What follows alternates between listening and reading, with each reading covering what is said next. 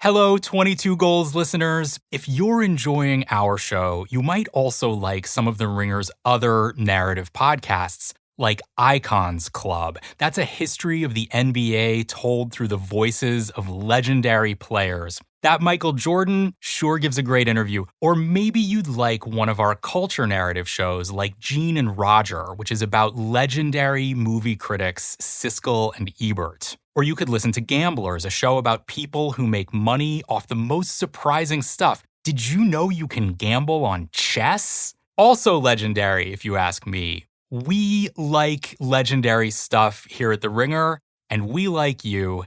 Thanks for listening.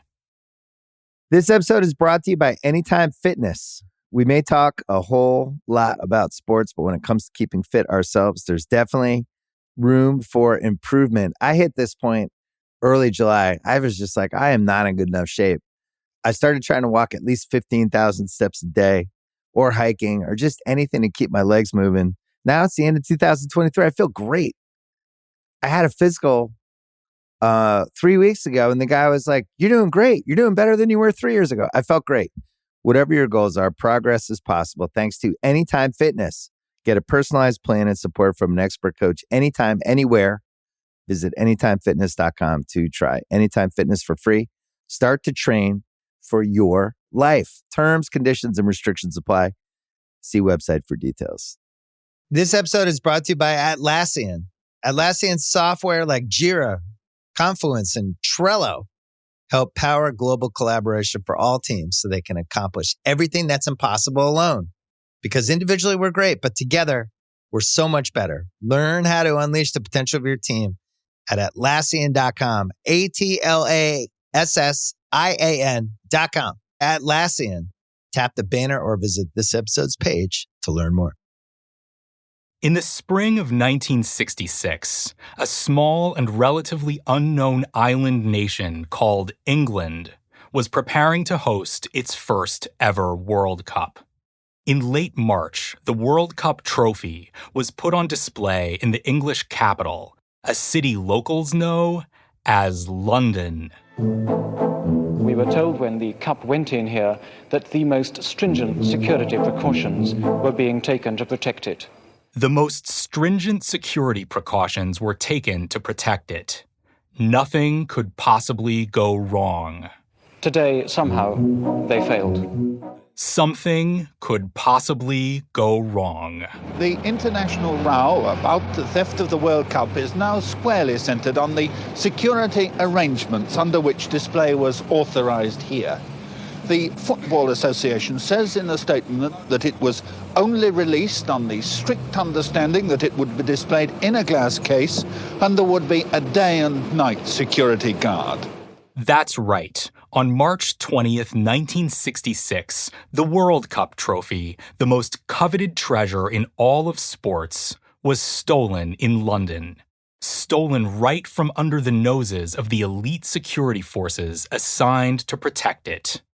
But what sort of master thief could defeat both a glass case and a day and night security guard? One private security firm brought the cup here from the FA's headquarters in Lancaster Gate, and an entirely different one, ALSA Guard Services of Coulsdon in Surrey, whose motto is An Alert Alsatian, was responsible and still is responsible for security inside the £3 million exhibition. What sort of master thief could defeat not only a glass case, but also ALSA Guard Services of Coulsdon in Surrey? And what did it mean that the motto of ALSA Guard Services was An Alert Alsatian? Alsatian is the word English people use to refer to the German Shepherd. English people, for some reason, do not like to say the word German out loud if they can possibly help it. So how is an alert Alsatian a motto when it sounds more like a dog? Does this motto imply that the guard on duty when the World Cup was stolen was in fact a dog? Let's turn to the authorities for some answers. Gentlemen, I'm terribly sorry that I'm afraid I regret at this present moment I am unable to make any real form of statement. I must ask you to appreciate the amount of pressure that I have been under for the last 30 hours. Okay, so I have just one follow-up question. Once I have had a chance to gather my somewhat scattered wits, then I will indeed talk with you and give you everything that I possibly can. Were the authorities also dogs? We're hoping either that it's returned or that we find out where it is. To gain insight into this case, I turned to the only sources I felt sure I could trust. My own dogs. I have 2 whippets, Lilybean, age 6, and Simon, age 3, going on 4 months. I can't play back the audio of that conversation because they refused to give verbal consent to being recorded, but I asked them to pretend that something they treasured had been stolen from them. And how would they search for it?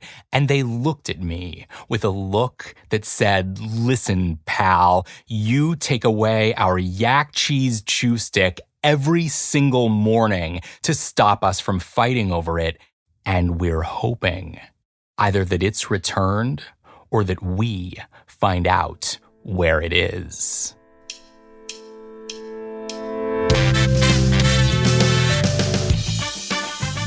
My name, by the way, is Brian Phillips. This is 22 Goals, the story of the World Cup, and we're here today to solve 2 mysteries. First, what happened to the World Cup trophy when it disappeared in London in 1966? Second, why did everyone in England in 1966 give off the distinctive vibe that they were actually 2 golden retrievers dressed in a trench coat? I can hear you asking, aren't we here to talk about a World Cup goal? Isn't that the whole deal of this podcast? To which all I can say is, number 1, we'll get to that, and number 2, I'll ask the questions here, bub. This is not a soccer podcast. This is the case of the missing World Cup.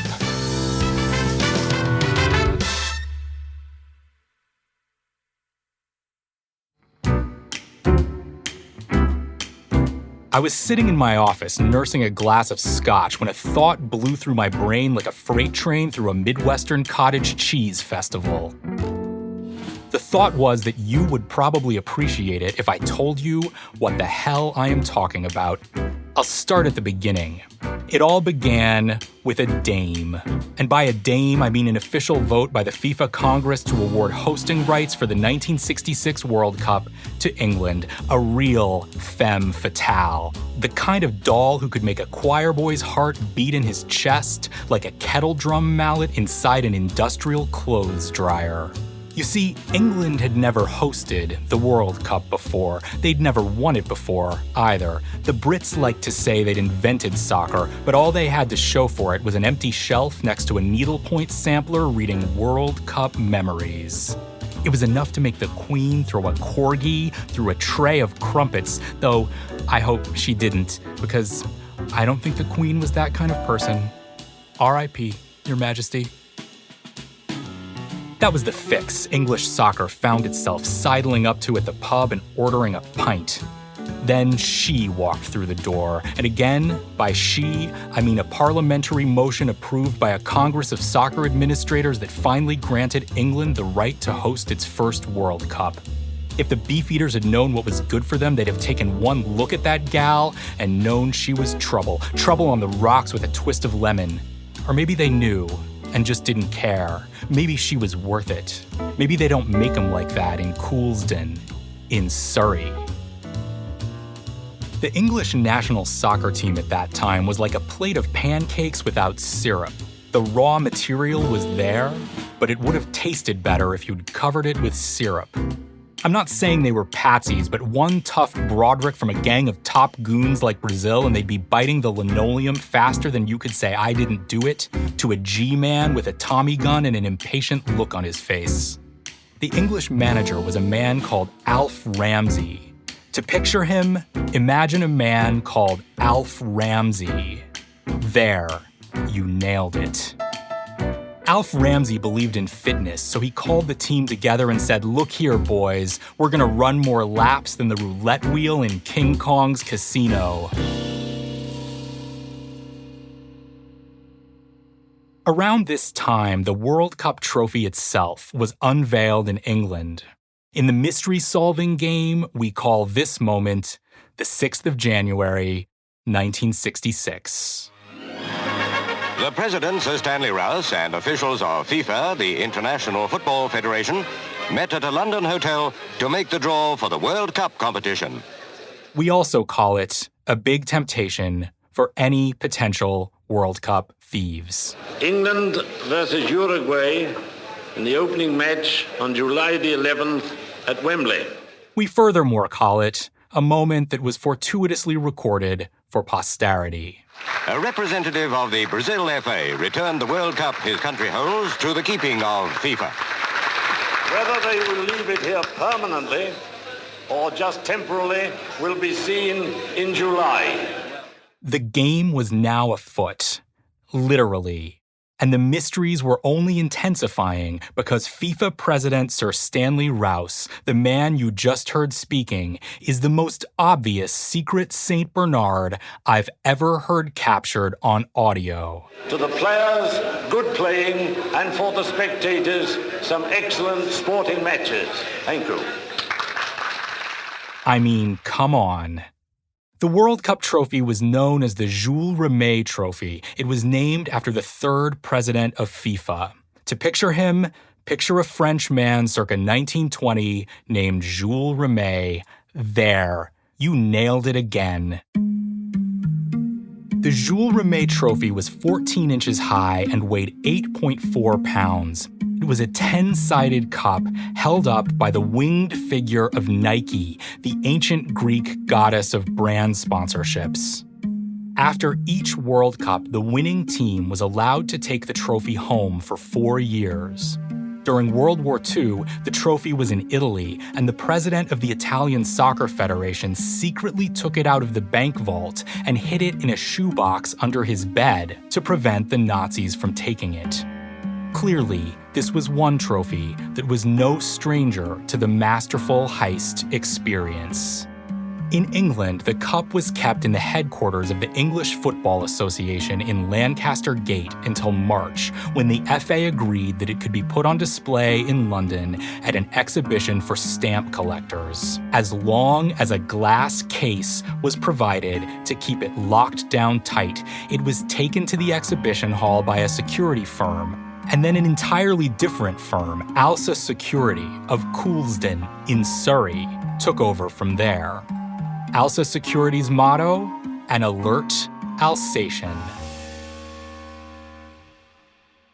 Remember how easily you were able to picture the England manager Alf Ramsey and the former president of FIFA, Jules Rimet, just a second ago? Now I want you to picture both of them looking at you and whispering, "The plot thickens." Dogs are becoming very sophisticated, but whichever way you look at it, they're mighty smart animals. Clearly, if we want to come to grips with the disappearance of the World Cup in 1966, we're going to have to follow a new thread in the evidence. That thread is British dogs. Chimpanzees may have a higher IQ, but we'll take dogs, because there's something about a dog, a real devotion that somehow goes pretty deep. Where did British dogs come from? What were they doing? Did they like it in Surrey? Did they mind that whenever they were put on babysitting duty, Peter Pan would invariably come and transport the children they were watching to Never Never Land, making them look irresponsible, even though it was an eventuality they could not possibly have prepared for? Just how alert were the Alsatians, anyway? The story of British dogs extends far back into what we in the sleuthing industry call the mists of time.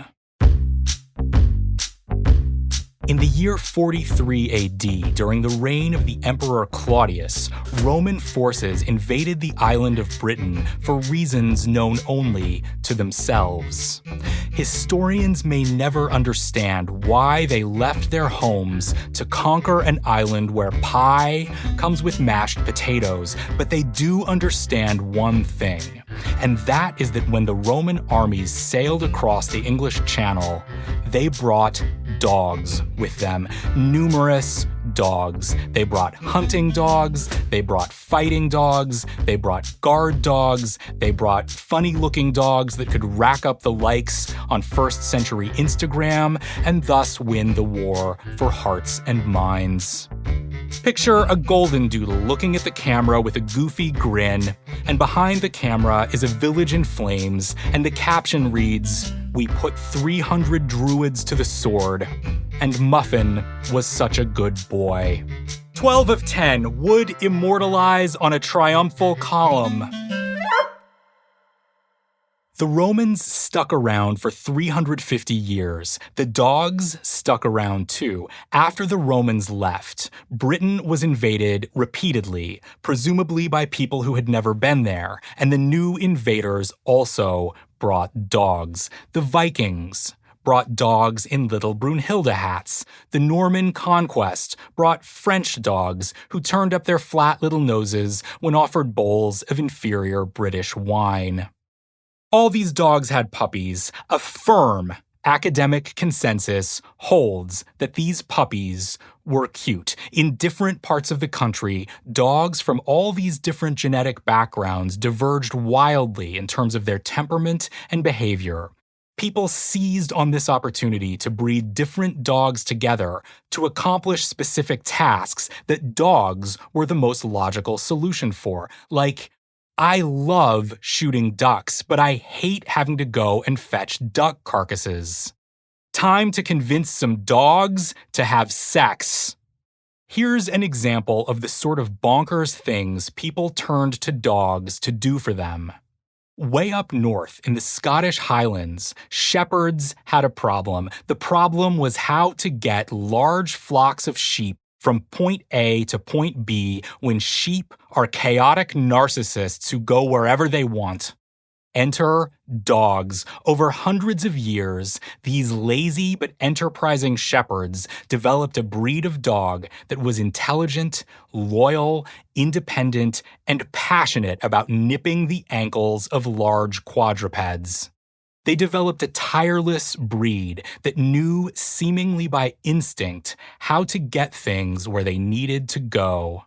By the 18th century, these Scottish shepherds had arrived at one of the great inventions ever to come from the British Isles. They had invented the collie. Over the years, collies proved their worth as the UK's ultimate problem solvers. In 1950, when 3 tiger cubs were born in the London Zoo and then abandoned by their parents, the zookeepers knew just where to turn for help. London, where the zoo has a problem. Not juvenile delinquents, but 3 abandoned 5-week-old tiger cubs, and aren't they nice?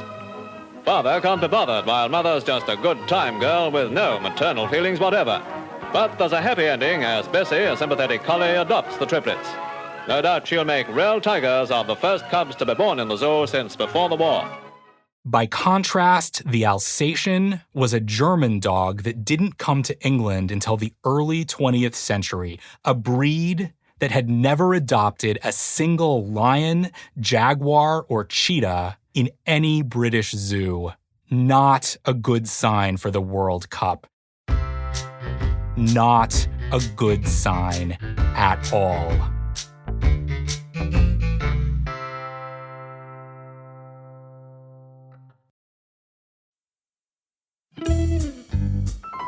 If you're wondering what we're still bumping gums about, let me let you in on a little secret.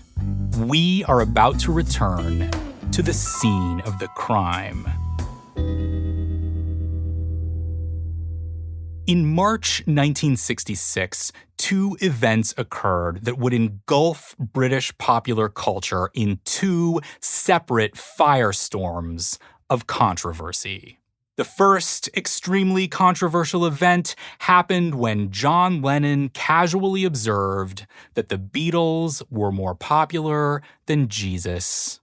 The second extremely controversial event happened when a stamp collector's exhibition quietly opened at Methodist Central Hall in Westminster. The chairman of the exhibition is Mr. Cecil Richardson. I asked him what sort of opinions he was getting about the theft from other countries. Very harsh, of course. One cannot deny that.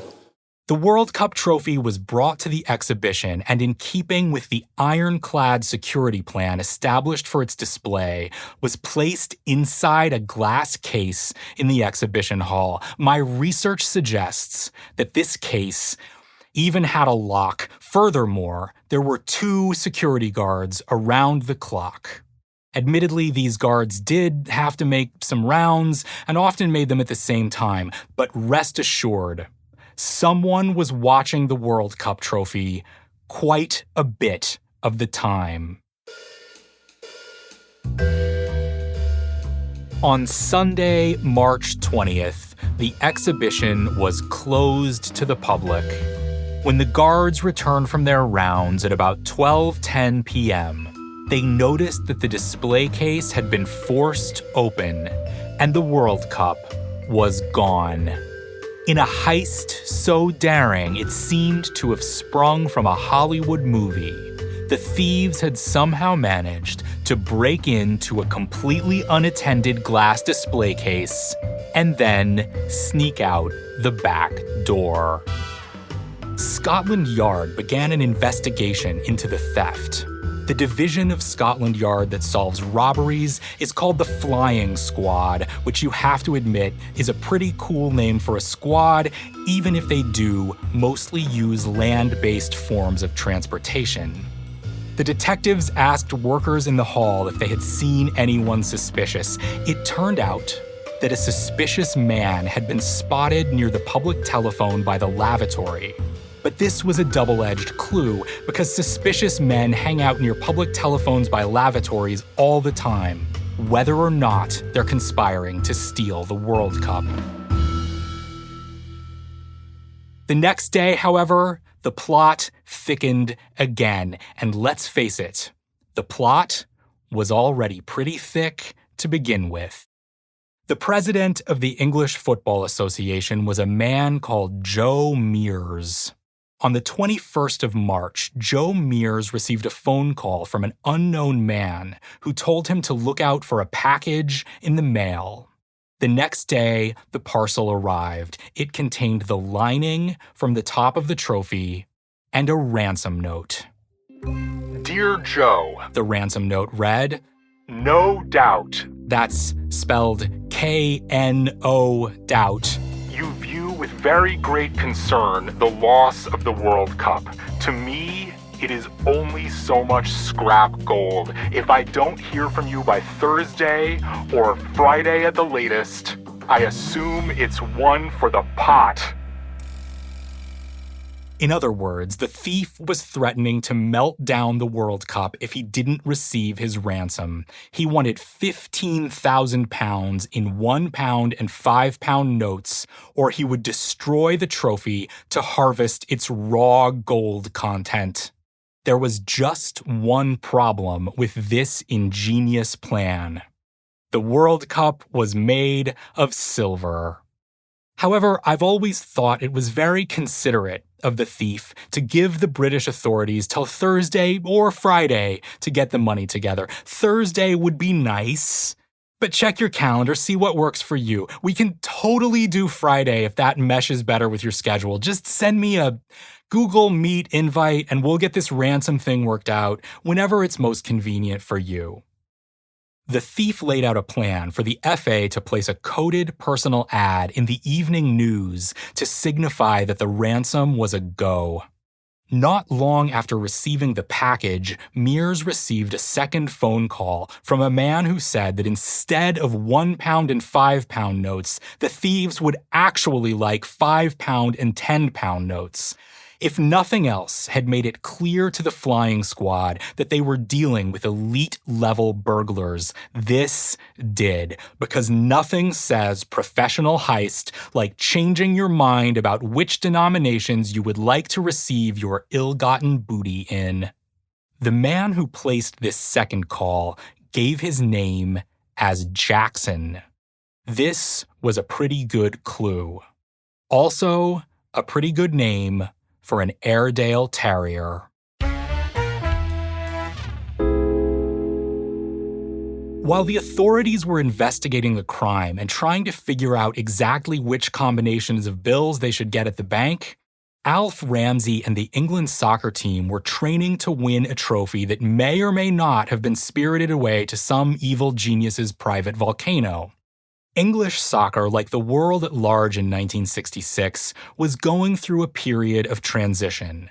In 1966, the Rolling Stones released Paint It Black, protests against the Vietnam War spread across the United States, and Lyndon Johnson signed the Freedom of Information Act, a law that would one day enable suspicious men loitering near payphones to ring up the CIA and ask them if they happened to know what precious metal the World Cup was actually made of. Soccer had always been a popular pastime in England, but by 1966, the rise of television and mass popular culture was changing the nature of the game.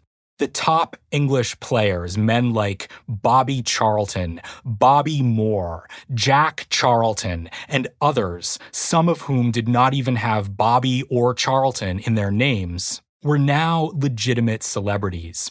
They may not have been more popular than Jesus, but they were definitely more popular than some of the lesser evangelists. I'm looking at you, Mark. The arrival of the World Cup, which represented England's best chance to reclaim its rightful place as the world's most self-important football nation, only intensified the surging enthusiasm for the game. A new fan culture was emerging, one that was louder, weirder, and more chaotic than what had gone before. Checklist item. Was it the 1960s? Check. One player on the England team who had seen the changing face of soccer up close was a 24-year-old named Geoff Hurst. A striker for West Ham United, Hurst was the son of a professional soccer player called Charlie Hurst and had spent his childhood in the 1940s and 50s watching his dad's matches and dreaming about being out there on the pitch and scoring the big goal. He was so obsessed that he was once fined £1 for disturbing the peace because he couldn't stop kicking his ball into the next-door neighbor's garden. The record does not tell us what denomination of note he used to pay the fine. If I had to guess, I would say a £1 note. My father was an ex-pro, laid up in the north. I was brought up there. And he taught me a lot about kicking with my left foot in the garden in the early years. You just grew up, as many of us did, just playing football in the streets, in the road. Your mother saying, when it got dark, get back in, or you got holes in your shoes now, get back in. By 1966, Hurst was a successful professional. He was known as a modest, likable young guy with an optimistic attitude. What he wasn't was a star. When the World Cup went on display at the Stamp Convention, Hurst was only a few weeks removed from his first ever match as a full international for England. And he wasn't expected to play that much in the World Cup. He was more of an understudy to the great Tottenham striker Jimmy Greaves. But time, like a border collie whose flock is the whole universe, has a way of getting things where they need to go. But I'm getting ahead of myself. You and I still have a mystery to solve. There is a question hanging over this episode like a corgi hoisted over a table of crumpets. If the Queen was a much angrier person than I think she really was, that question is, where the bloody hell is the World Cup? Mate? To double-check the flying squad's handling of the case, I turned again to my crack duo of whippet investigators, Lilybean and Simon. Guys, I said, if the World Cup was stolen and you had to look for it, what would you do? They looked at me blankly, so I added, pretend you're an alert Alsatian from Coulsdon. They looked at me blankly again, so I added, that's in Surrey. This seemed to spark something in them. They trotted over to a bush and started smelling it. I was beginning to suspect that these whippets were going to be no help in my attempt to break through into the lucrative true crime podcast market. If we wanted answers and the Netflix development deals that come with them, we were going to have to return to the professionals. Back in London, it was time for the ransom payment. The man who'd received the burglar's note, FA President Joe Mears, arranged with the flying squad to fill a suitcase full of paper and put a little real money on top to make it look like it was full of cash. This was a real curveball. Instead of the 5s and 10s they'd asked for, the thieves were instead going to get 0s. On the morning of the exchange, the police and Joe Mears waited for a phone call from the mysterious man known only as Jackson. They looked at one another with the hard, flinty eyes of men who are prepared to do whatever they have to, men who sneer at pressure, men who will stop at nothing to achieve their aims. The phone rang.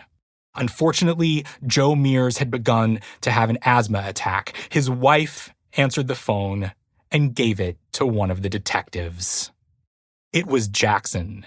The detective who took the call was named D.I. Buggy. He told Jackson he was Mears' assistant and that his name was McPhee. They arranged for a rendezvous at Battersea Park Gate. Detective Buggy showed Jackson the suitcase and demanded to know where the World Cup was.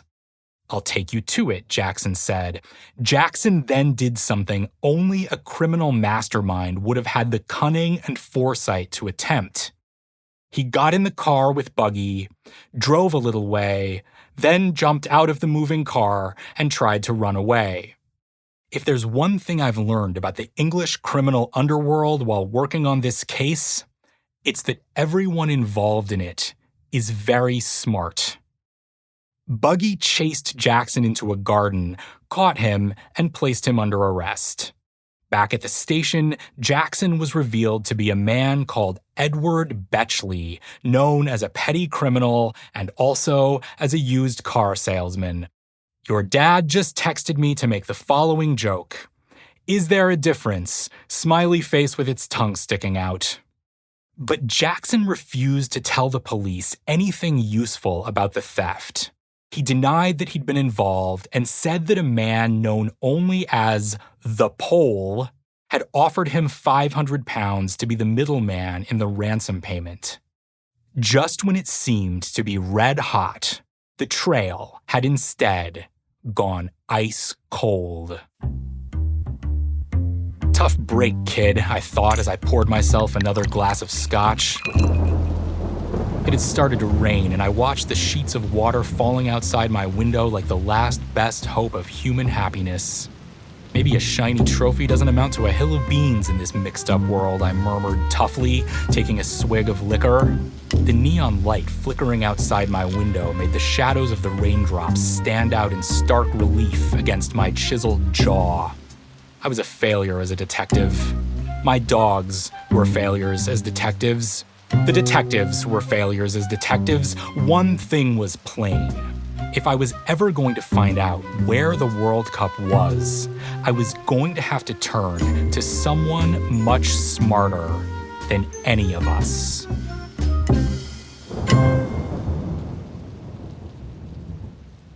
One week after the daring theft of the Jules Rimet Trophy, on Sunday, March 27, 1966, a man called Dave Corbett left his home in the London neighborhood of Beulah Hill. He had to make a phone call, despite the fact that this would invariably mean a lot of suspicious-looking loitering near public phones. He was also going to take his dog for a walk.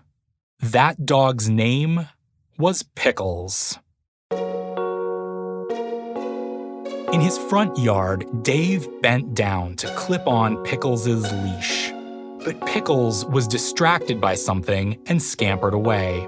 He was sniffing around Dave's neighbor's car. Then he trotted over to a bush and started smelling it.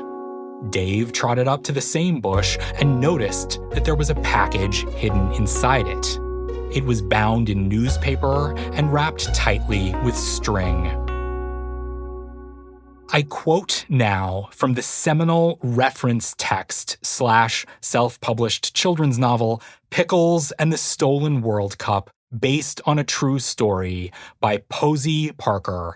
Note that is Posey Parker, not Parker Posey. Pickles, what did you find? Looks like someone must have lost their package all bound up so nice and tidy-like. David Corbett bent down, picked up the package, and said to Pickles, I'll unwrap it a bit to see if there is the owner's name or address tucked inside so we can get it back to its rightful owner. He slipped part of the string off the top part first to reveal the wings and 10-sided cup upheld by a central figure. Ah, somebody bought this nice bric-a-brac and was probably taking it to his mum, I'll wager. Next, he started to unwrap the base, revealing the engraved plates that read Uruguay, Italy, Italy, Uruguay, West Germany, Brazil, Brazil. All of a sudden, it dawned on him, like a bolt of lightning, exactly what he was holding. End quote. After a week-long investigation by the flying squad into the location of the World Cup had produced only one used car salesman and 0 World Cups, Pickles had found the missing World Cup after investigating for approximately 20 seconds. Pickles was alert, but he was not an Alsatian. He was a little black and white collie mix, and he had a gift for getting things where they needed to go. His ancestors had brought sheep safely back to their pens in the Scottish Highlands, and now Pickles was bringing Jules Rimet trophies safely back to their glass display cases in star-crossed exhibitions of rare stamps. And I tore a bit of the newspaper off, and I saw Brazil, West Germany. Oh, being a football fan and all the publicity going on about the cup, and my heart started thumping back against the chest. It's a World Cup. I said, I'll take it up to the police station. I jumped in the car.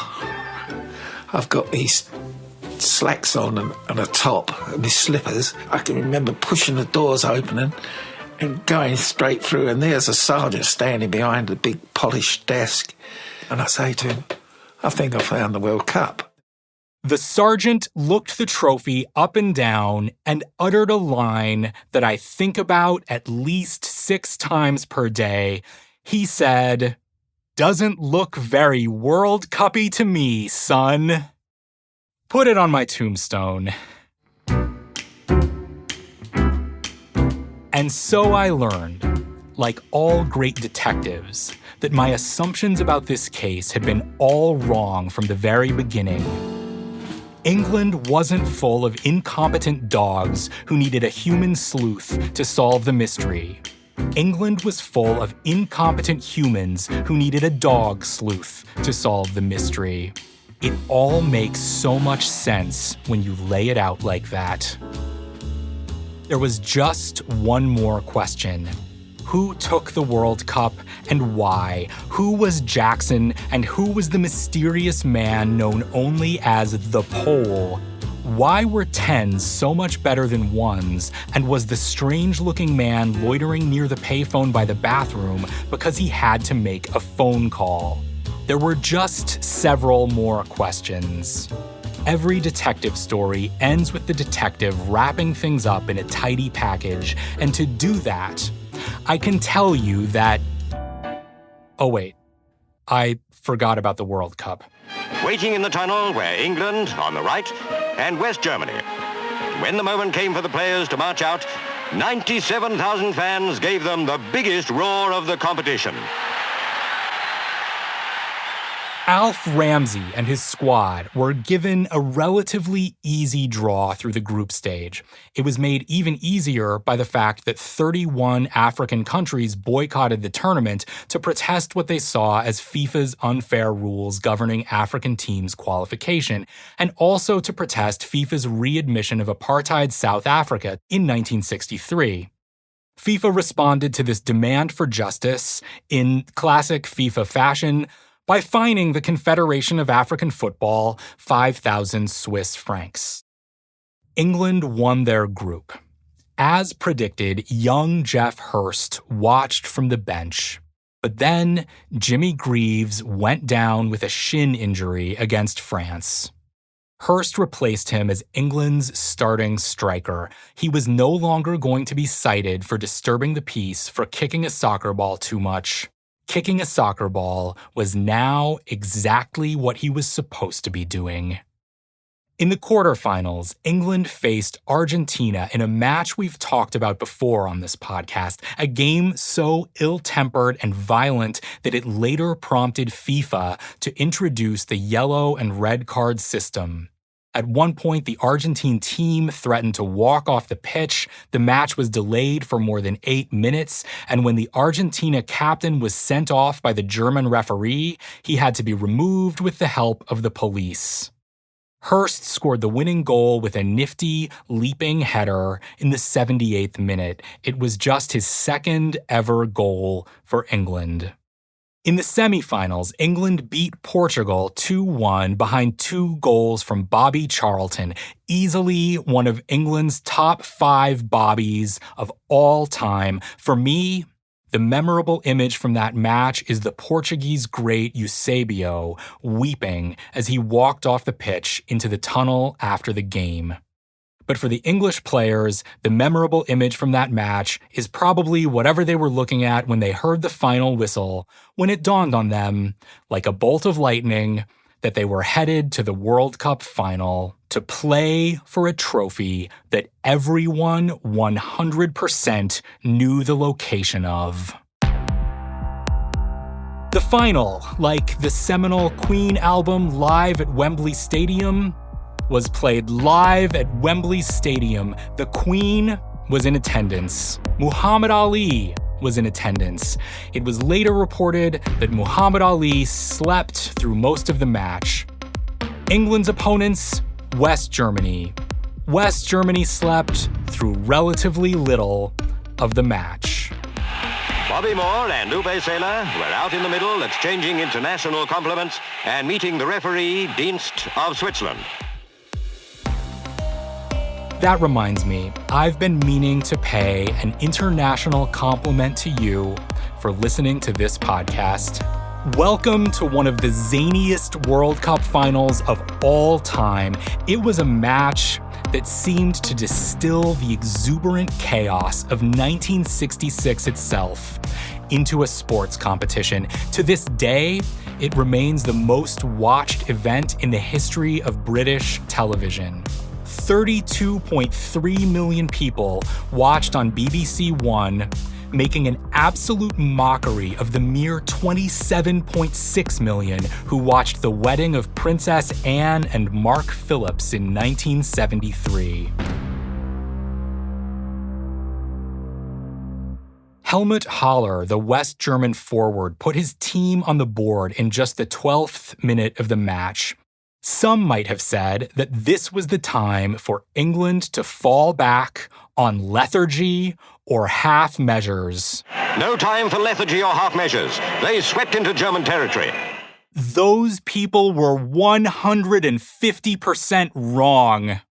In the 18th minute, Geoff Hurst scored with a leaping header in the area to level the match at 1-1. A tight, hard-fought first half produced no further goals, possibly because the teams did not want to risk a whole lot of cheering and noise that could have woken Muhammad Ali up. Second half. Tight. Hard-fought. 0 goals. The Queen looked on, turning her head from the right to the left as she followed the action of the match, the thoughts inside that head probably turning affectionately toward her corgis, who she would simply never pick up and hurl through a tea table. In the 78th minute, England's Martin Peters got to the ball and scored on a right-footed volley in the area, breaking the tie. England, spurred by their 2-1 lead, played like a team inspired to clinch a win. However, they did not play that much like a team inspired to clinch a win, because instead of actually clinching a win, they gave up a goal to Wolfgang Weber in the 89th minute of the match. Weber has scored in the last seconds! We were heading to extra time. 11 minutes into extra time, it happened.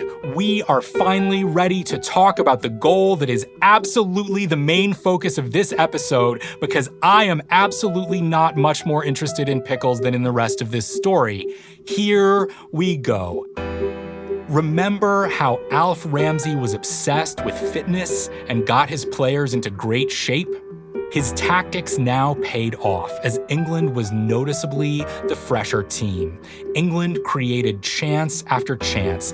Finally, Alan Ball sent a cross from the right side of the pitch to Geoff Hurst in the area.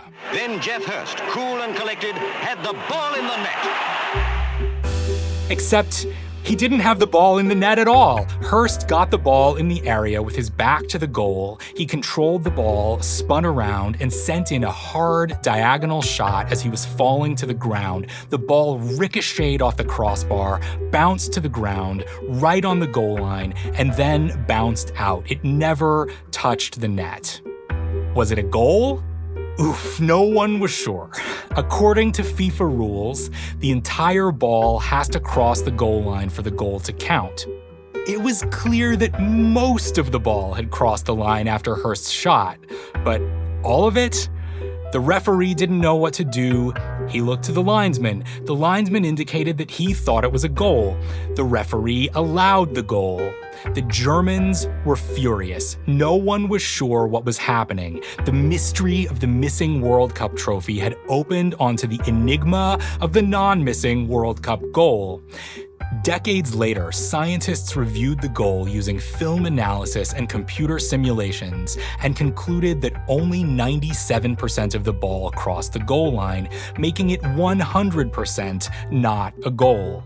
At the time, though, it would have taken a Pickles-level detective to sort out what was what, though even an alert Alsatian would have been an improvement.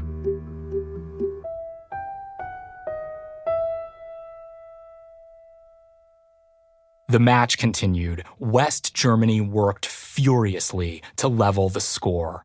In the dying seconds of the game, English fans started streaming out onto the pitch, sensing that the key to the World Cup's glass case was in their grasp. Bobby Moore sent a long pass to Hurst, who tried to bonk the ball as hard as he could into the stands to waste some time. He badly mishit the ball. In fact, he missed the stands completely. What he hit instead was the top corner of the goal. This one was unambiguously a goal, 4-2 England. Geoff Hurst had just become the first person, and to this day he is still the only man, to score a hat trick in a World Cup final. Carly Lloyd did it too. The moment gave rise to one of the most legendary TV announcer calls in World Cup history. "Some people are on the pitch," said the BBC commentator Kenneth Wolstenholme. "They think it's all over. It is now. It's 4. The referee blew the whistle. The exhausted English players threw their arms around each other and celebrated. The Queen smiled in a completely nonviolent manner. The crowd lost its collective mind. And somewhere in the London neighborhood of Beulah Hill, a little black and white collie mix did not care all that much one way or the other, because he had no idea what sports was. It's all a bit bewildering for Pickles, but for the suddenly world-famous Pooch, there's more glamour to follow. The National Sporting Club honored the stolen trophy finders David Corbett and Pickles. Henry Cooper uncovered a special treat for Pickles, but it's turkey or nothing these days. The champ had something to impress David Corbett, though, a reward check for £1,000 presented by the club. Geoff Hurst played 6 more years at West Ham, then moved through several teams before finally retiring in 1976. Soccer players, even ones who scored hat tricks in World Cup finals, didn't make nearly as much money then as they do now, and after he retired, Hurst had to start a new career selling insurance. He had a hard time because when he would call prospective clients, they had a hard time believing that the hero of England's World Cup win was actually on the phone. One man told him, "If you're Geoff Hurst, my name's fucking Marilyn Monroe," then slammed the phone down before Hurst could even say, "I fucking loved you in Gentlemen Prefer Blondes." Pickles became an international collie celebrity on a scale even Lassie could hardly compete with. What if I told you that when the England team greeted its throngs of cheering fans from the balcony of a London hotel, Dave and Pickles were with them, and England star Bobby Moore held Pickles up to receive a rapturous ovation from the crowd? What if I told you that Pickles was in a movie called The Spy with a Cold Nose, which co-starred a young Denholm Elliott who would later play Marcus Brody in the Indiana Jones movies? What if I told you that he was given rewards in excess of $100,000 in today's money, that he had the same agent as the famous comedian Spike Milligan, and that he received a silver medal from the Canine Defense Society? All of these things are verifiably true, which you can tell because if I were making this up, I would give Pickles a gold medal. Police never figured out who stole the World Cup. Jackson was eventually convicted for his part in the crime, but his co-conspirators remained unidentified, and it remains unknown to this day who threw the trophy into that hedge. Well, I assume Pickles knew, but Pickles chose not to conduct most of his investigative work in English. This happy ending has a bit of a sad ending. Pickles died in 1967 when his collar caught on a tree branch and choked him. At least he died doing what he loved, chasing a cat.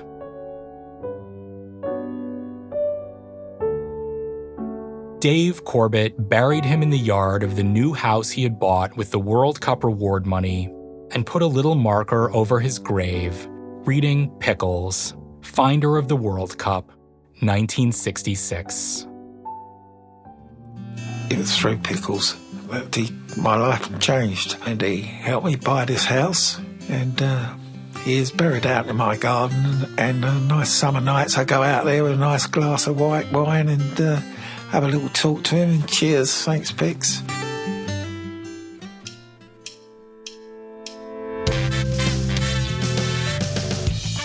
This is 22 Goals, the story of the World Cup, written by me, Brian Phillips. The executive producers of 22 Goals are Chris Ryan, Juliet Littman, and Sean Fennessy.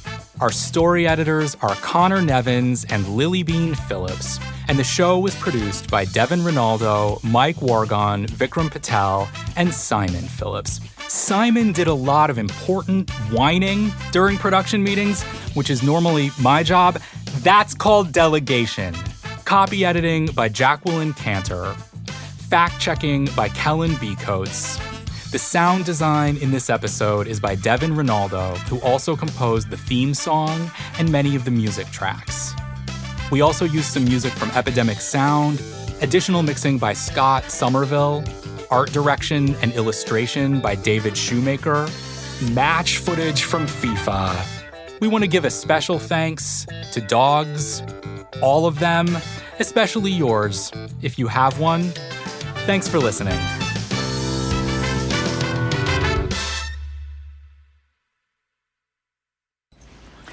I'm here with my two whippet detectives, Lily Bean and Simon, who I believe are on the brink of identifying the location of the missing World Cup. All right, officers, what have you discovered? Lily Bean and Simon are leading me into the kitchen. Let's see. They're indicating a location. Apparently, the World Cup trophy is located inside the cabinet with their treats. This is a historic moment. I'm bending down to open the door. Let's see what's inside. Okay, guys, I don't see... Oh, wait, they're indicating a further location within the cupboard. Apparently, the World Cup trophy has been hidden inside the tub containing their favorite freeze-dried liver treats. Okay, I'm opening the tub. Wait, guys, wait, no, stop!